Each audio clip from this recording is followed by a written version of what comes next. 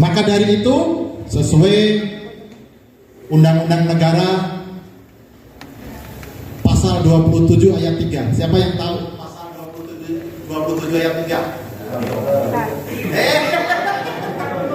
Setiap warga negara berhak dan wajib membela bangsa dan negaranya.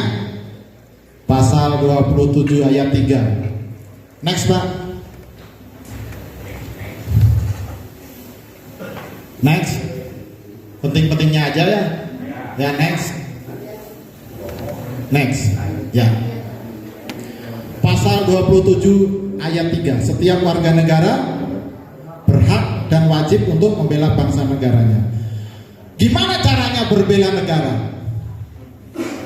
Apakah angkat senjata, cuman perang? Sesuai dengan Undang-Undang nomor 34 tahun 2004 tentang TNI. Tugas pokok TNI ada dua, yaitu tugas militer untuk perang dan tugas militer selain perang, Pak. Salah satunya saya di sini tugas, Pak. Ya, tugas militer selain perang untuk penguatan ketahanan wilayah, karena kita menggunakan Sishankam rata. Kalau kita mengacu, saya pernah latihan sama tentara Amerika, 2000 Amerika. Di sana ada namanya wajib militer. Sekarang tanya-tanya besar. Kenapa di Indonesia tidak ada wajib militer? Ada yang tahu? Tidak pada mau, Pak. Hah? Tidak pada mau. Tidak pada mau, kan namanya wajib. Sholat juga kalau tidak dilaksanakan dosa. Ya. Saya buka wawasannya.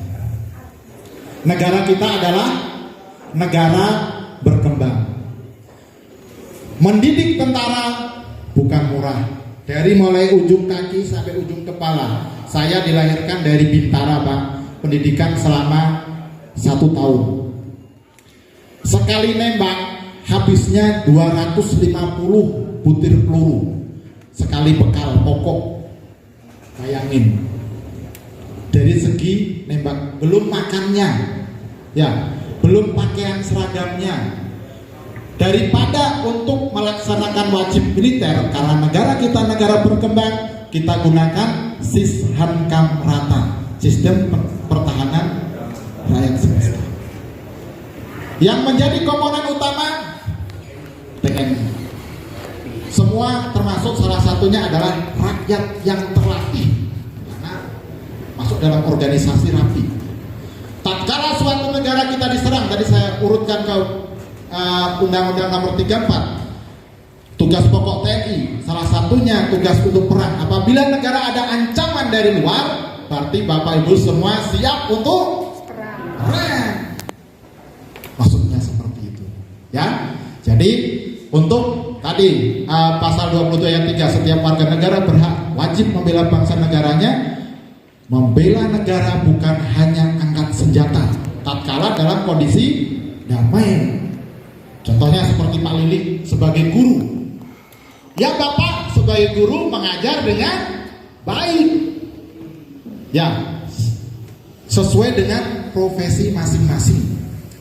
Abah sebagai kader pramuka, ya tegakkan, melanjutkan sebagai kader-kader yang baik. Dan begitu pula yang sebagai pengusaha-pengusaha, tingkatkan suatu kualitas ekonomi yang baik biar terciptanya Indonesia yang maju tahun 2045 dengan keumuran, ya, terciptanya Indonesia emas. Seperti itu. Gimana kita tercapai Indonesia emas? Kalau kita tidak menyadari tentang bela negara.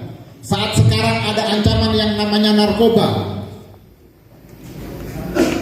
Kalau sudah kena narkoba pasti melakukan perzinahan jelas, pergaulan bebas. Semuanya orang Kabupaten Bandung yang di sini, Iya. tahu yang namanya Balai Endah? Balai Endah adalah jumlah penduduk yang paling banyak se Kabupaten Bandung. Saat sekarang Bapak Ibu semua meningkatnya penyakit HIV/AIDS di Bale Endah. Kenapa saya menyampaikan seperti ini? Tadi saya sampaikan saya Babinsa Kelurahan Bale Endah. Kenapa saya tahu? Saya selalu diajak rapat kepada Dinas Kesehatan. Bukan menakut-nakutin.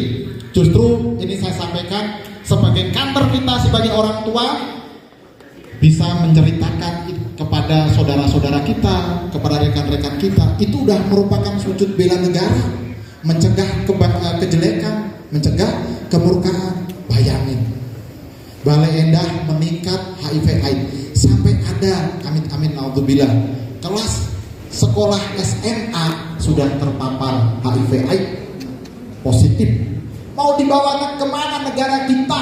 Jangan sampai nanti ada cerita dulu ada negara kita, negara Indonesia sekarang jadi pecahan-pecahan. Contohnya kayak Uni Soviet, ya.